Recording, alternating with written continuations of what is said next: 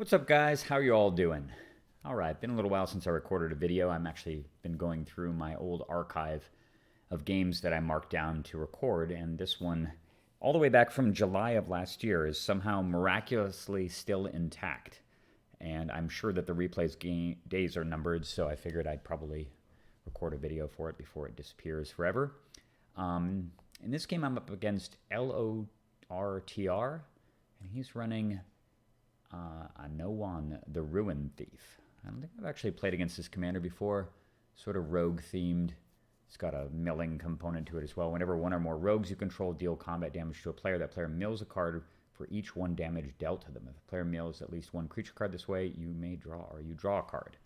Kind of cool, I guess. Although probably a little tricky to get through. Seems like a maybe weaker, slightly weaker version of Yuriko or something. Just blue-black, trying to be aggressive and stuff. But you never really know what your opponent's going to throw your way, and depending on the kind of draw they get, they can still put up a fight. So anyway, sit back, enjoy. I am running Nin the Pain Artist. I was playing this deck a bunch back in July when I was playing some games. And looking at my opening hand here, lots of good cards, no lands. This is an automatic throwback for a mulligan. And off the mulligan, very decent hand. Some early draw, some early interaction, some acceleration, pretty much everything you'd want. And looking at the hand, with both Preordain and Liquid Metal Torque in hand, I decided that I can probably throw back a land. The rest of the hand is pretty good. And so with that in mind, I believe I throw back a land here. Oh no, actually, I guess I'm getting rid of the Divining Top. Since I have Preordain already, I do have two reshuffles, but I kind of do need mana. This is a very mana-hungry deck, so I've decided to opt with the 3 lands, and we are off to the races. It looks like I'm actually going first here. And I'm just stacking the Bloodstained Mire right away. I'm going to look at the deck real quick here, see if there's any changes. I don't think I've added anything to it recently. And when I say recently, that means within the last 6 months or so outside of Liquid Metal Torque. This deck is really tight, and it's very, very hard to find room for anything really to change. I think maybe the other change I made was I put my basic mountain back in the deck as having a secondary fetch that was red was really important. And I also was running the blue-red dual land that comes into play. Comes into play untapped if you have more than, or tapped if you have 3 or more lands. And it was just so frequently behaving as a, basically as a guild gate or something that I decided to cut it and that the mountain was better. So anyway, I'm just going to fetch a Volcanic Island here and cast Preordain. Let's see what we get here. Steam Vents and Talisman. So I'm certainly going to draw the Talisman. I don't remember if I hold the Steam Vents here. This game, again, I guess I'm going to keep... So I may have put the Talisman on the bottom and opted to just get more reliable land since I've already got a little bit of acceleration. Certainly makes sense. So we'll see what he's up to. Ruin Crab. It's a little milling thing with landfall. So definitely in keeping with the theme. All right. Sulfur Falls, yes, I definitely put the Talisman on the bottom there. All right. So I'm just going to pull more land out of the deck just to thin things a little bit. And I'm going to cast Nin, since this is a pretty good opening for it. I don't really see a use to casting Liquid Metal Torque. Plus, this turns the Fierce Guardianship on, of course, which protects me against Mana Crypt, Soul Rings, shenanigans into his commander really quickly. So I get milled for 3. I lose Ponder, Force, Impulse. Not too big of a deal. Obviously can attack. I draw a totally useless Mox Opal, but that gives me an opportunity to play the Torque.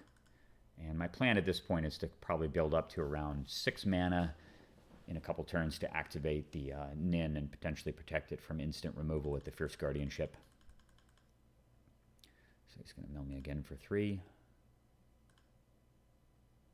And we'll see when this resolves. Spellseeker, Force Negation, Mishra's Workshop. He's getting all the free counters. It's okay. Oh, Nighthawk Scavenger. Interesting. Flying, Death Touch, Lifelink. 1 plus the type of card types in your opponent's graveyards. And I've got 4 already. Instant, land, creature, and sorcery. So it's already pretty threatening. 5/3 flying, Lifelink, Death Touch. It's quite efficient. This makes Vampire Nighthawk look very tame by comparison. Kind of a neat creature. I think it's the first time I've ever actually played against it, but it's also potentially an artifact if I draw some artifact kill. And I've drawn Urza, which is fantastic. Perfect timing. I needed a nice body to start shooting, and this also turns the Mox Opal on. So very happy to play Urza. I can play the Mox. I even have enough mana left to shoot for 1 card, too. But depending on what happens here, this thing might get out of hand and start hitting me for 7 or 8 a turn. And now it's up to 6, since he just hit an artifact as well. His Crucible gone. And now his Commander comes down. That pumps it up. It's a Rogue as well. So I'm just going to respond here. The chances that I get anything that can stop this are second to none. I guess with Force of Will gone, I don't really know what I can draw in response. But whatever. I'm just going to play it. Draw 1 card off of Urza. I get it. Is it Signet? All right, 7-4. That's a little intimidating. Fortunately, it's not commander damage, so I've got a little bit more time to deal with the threat. But it does take a huge bite out of my head, and I get milled for a ton. That's 7 cards milled, I believe. Yeah, bunch of mana. Wow, look at all that. That is literally 7 mana sources. It's kind of insane, actually. Damage significant. None of the other cards lost matter much since I've got so much mana anyway. He actually did me a huge favor, which is sort of one of the fundamental problems with milling. A lot of less experienced players think milling is really effective, and they think that they're getting something accomplished when they make you lose cards off your deck. But it's just as likely to help your opponent as hurt them. And in many cases, even in a singleton format, loading up their graveyard with stuff can actually help them a lot. And I've got numerous ways to recur stuff from the graveyard, and sure enough, right off the top of my deck, I get a Snapcaster Mage. So now I've got all of these instants and sorceries at my disposal if I need them. Very, very timely. And can't really do much else here. I suppose I could have played my Is It Signet in order to attack with a Construct, but he's at 47. He's gaining a ton of life a turn. I don't really see any reason to do that. I'm just going to chill. See what happens here. All right, in comes the Scavenger again. Can't really do anything about it. I mean, I guess I could hypothetically shoot it for 4 and let him draw 4 cards in order to avoid dying, and I would certainly do that if necessary. But I don't really mind being milled since I've got the Snapcaster Mage. Also have potential Scalding Tarn to get the Mystic Sanctuary to recur something from the graveyard that way as well. So he could actually just be doing me a favor. Let's see what we get hit for. Treachery. It's a little painful. Mystical Tutor. Shackles. Ouch. That's a painful one to lose. There's the Sanctuary. So that idea is gone. Back Faden's gone. Really sucks to lose both Shackles and Treacheries, as they're some of my best defense against commanders permanently. So starting to feel a little concerned here, but I do have card draw on demand, even if my hand is kind of dead at the moment. And post-combat, he plays a very discounted Enigma Thief. Enters the battlefield. Each opponent returns up to 1 target non-land permanent that controls to their hand. All right, I can't really abide this, and I don't really want to deal with the 5/5 when I'm already under some pressure. So with that in mind, it's time to flash out the Snapcaster Mage and just go get, I think, just a simple counter like Mana Leak. Something efficient to stop that. All right, that's the end of his turn. I'm going to fetch at the end of the turn. I no longer have the Sanctuary, which is a little sad, but plenty of land. And I'm going to draw 2 more cards here off of Urza, I think. Jace. All right. So I've solved this temporarily, which is damn important given that it's a 9/4 now. I think I've got basically every type of permanent in my deck in the graveyard, because I've now got Enchantment and Planeswalker as well. It's crazy how fast this thing got out of hand. All right, Gilded Lotus, pretty nice as well. So I'm going to play that first. Now, of course, I'm going to play Jace, bounce the flyer.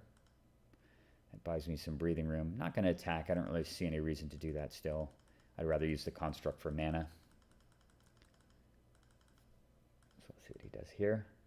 True Name Nemesis. Yeesh. Okay, that's really problematic, because that thing's a rogue also, which means it's buffed by the Ruin Thief. I have no answer to this currently in hand. I haven't drawn any counters off the top of the deck outside of the Fierce Guardianship, and don't really have any window to do that either here, which means that if the Cyclonic Rift gets milled, I guess I have a few things left. I could potentially bounce the Snapcaster Mage, but him casting that actually suddenly makes the Snapcaster Mage priority number 1, because if I do get one of my bounce spells, well, the only global bounce spell that can actually stop this thing, the Cyclonic Rift, if I get that milled, I have there's really no way to recover it, actually, since I can't cast it with Overload. True Name Nemesis might actually wind up killing me here. So weird. You know, I was talking before about how innocuous cards can sometimes really pose a problem. And even in a deck like this, which looks fairly casual, you know, I haven't seen any dual lands, not really doing anything particularly scary, but if they get the right mixture of cards and you're dealing with the Answers deck, you can still wind up losing. I'm just going to draw 2 here, and I get that Talisman again plus an island. All right, that's definitely some pressure here. Hopefully Nin can still outrun it. But need to keep that Snapcaster Mage around. I just draw another land. I'm just going to draw 3. All right, Cryptic Command. Very, very important here. Cryptic Command gives me an opportunity to bounce Snapcaster Mage to recur something from the graveyard if I need it in an emergency, and it gives me the ability to tap him out for a turn. So the goal of this game at this point is I need to get to Cyclonic Rift, and I need to do it as quickly as possible here. I've got half my deck left. This thing's going to mill me for at least 4 a turn. All right, so I put the land back. I'm just going to reshuffle right away, or as soon as I get a chance to. And definitely lining up just a huge activation with Nin the Pain Artist to try to draw the Cyclonic Rift.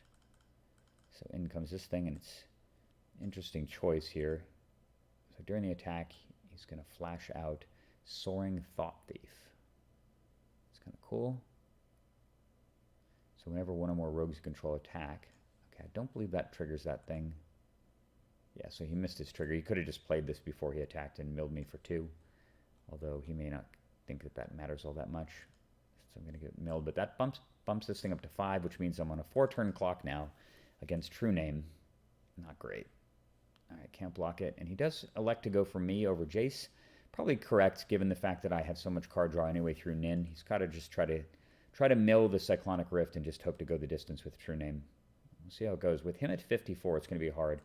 Into the Royal gone, Brainstorm, but Cyclonic Rift is still in the deck. And post-combat, he ends the turn. I'm going to sack. And not a lot of cards left, 48. And yeah, with this in mind, I think I just need to just blow the Construct token up for all of my mana. I'm very glad I can protect with Fierce Guardianship so that he can't kill at instant speed.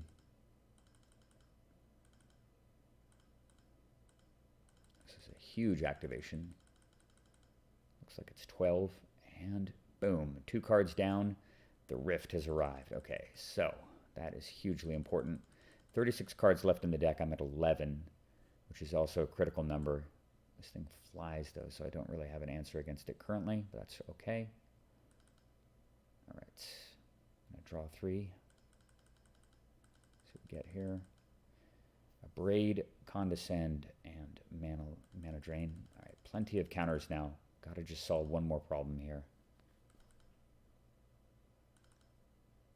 I'm just going to play some more mana, as this deck always loves to do. Play the Grim Monolith, play Talisman, or play the Signet, I mean.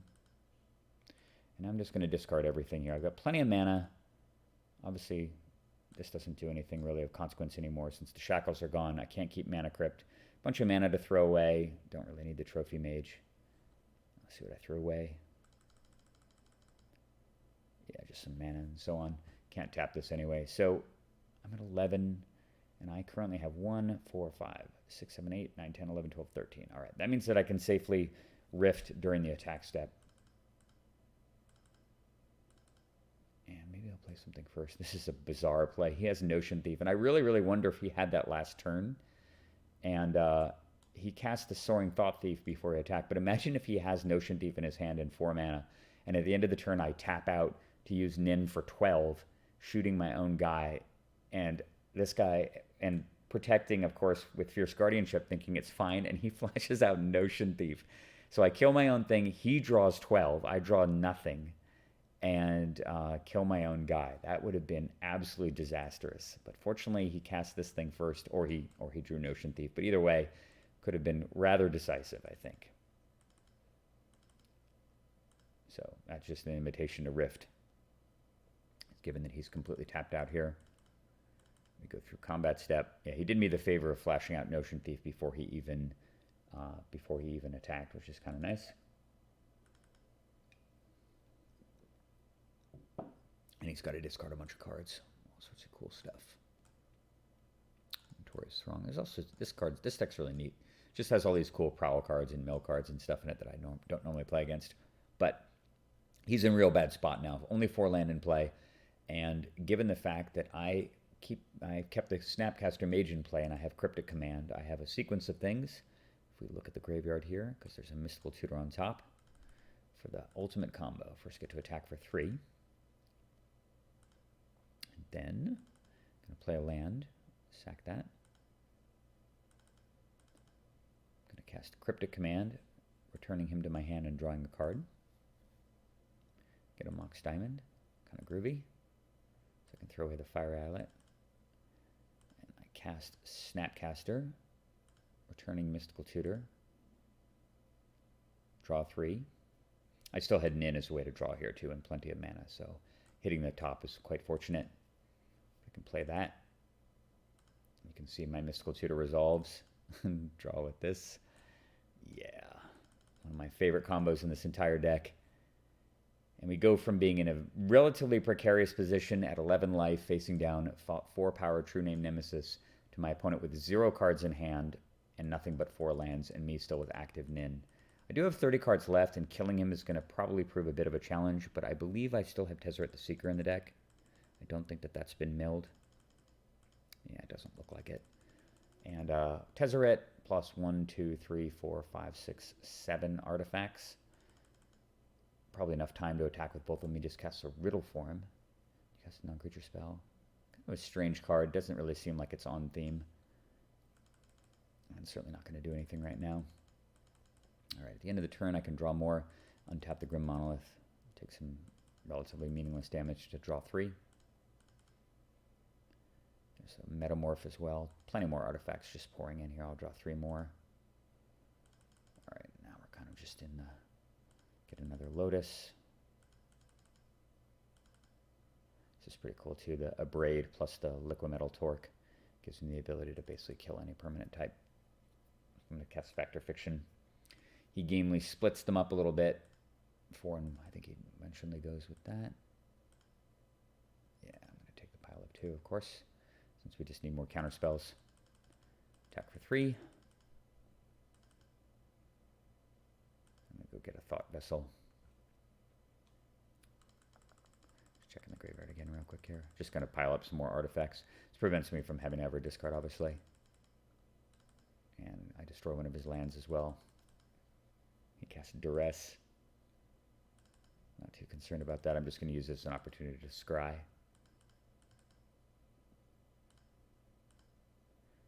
Muddle and Vandal Blast.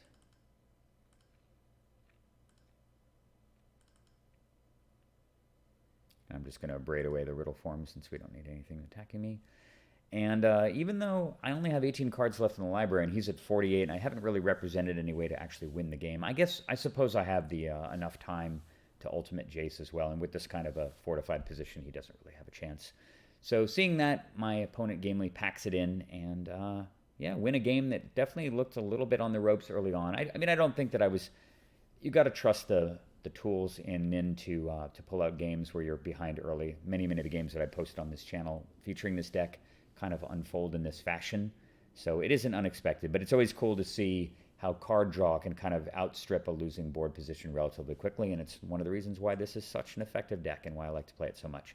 Hope you guys enjoyed that game. I have a few more in the pipeline. They are not as urgent to record, but I wanted to get this one in the tank before it disappeared permanently. Hope you enjoyed it, and I also hope to be recording more games in the future. I know that I've been a little bit negligent about that. I've just been playing other games and haven't really been playing too much Magic lately, but hopefully the urge to do so will come back, and when that happens, I will record more games for the channel. Hope you're all doing well. Hoping you're enjoying the new year, and I will see you all later. Thanks.